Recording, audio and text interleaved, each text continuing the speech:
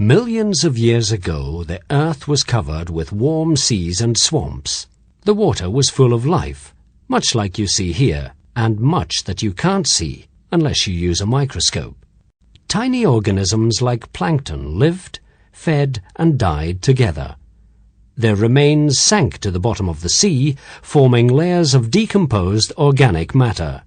Layers of sediment formed on top of this matter.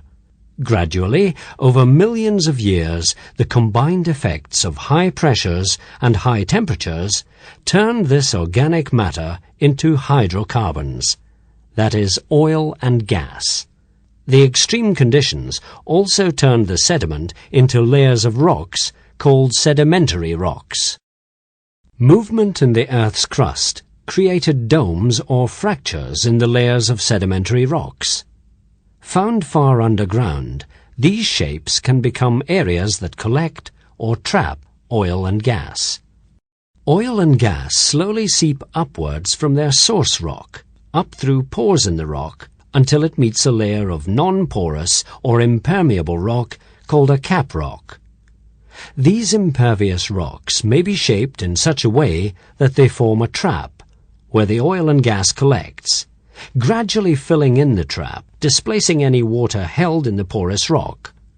Eventually, a reservoir filled with oil and gas is formed.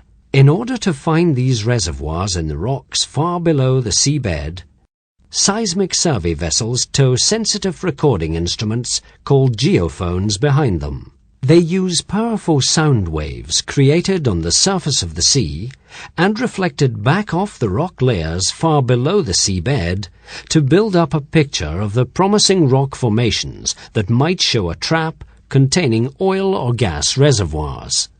But the only way to find out if the rock layers contain hydrocarbons is to drill down into them. The first stage of drilling is to drill an exploration well. A drilling rig is carefully positioned over the possible reservoir, and drilling starts.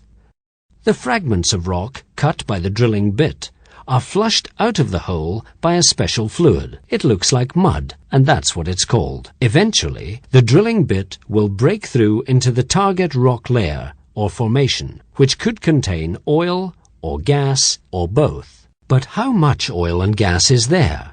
To find out, more wells called appraisal wells need to be drilled. These help determine the size and shape of the reservoir. The appraisal wells also show the likely amounts of oil, gas, and water that the reservoir far below will contain. If there is enough oil and gas to make it worthwhile, an offshore installation, like this production platform, will be constructed and installed over the reservoir, and more wells will be drilled from it. In order to ensure as much oil and gas as possible is extracted from the reservoir, these wells are drilled out to cover as wide an area as possible using a technique called directional drilling.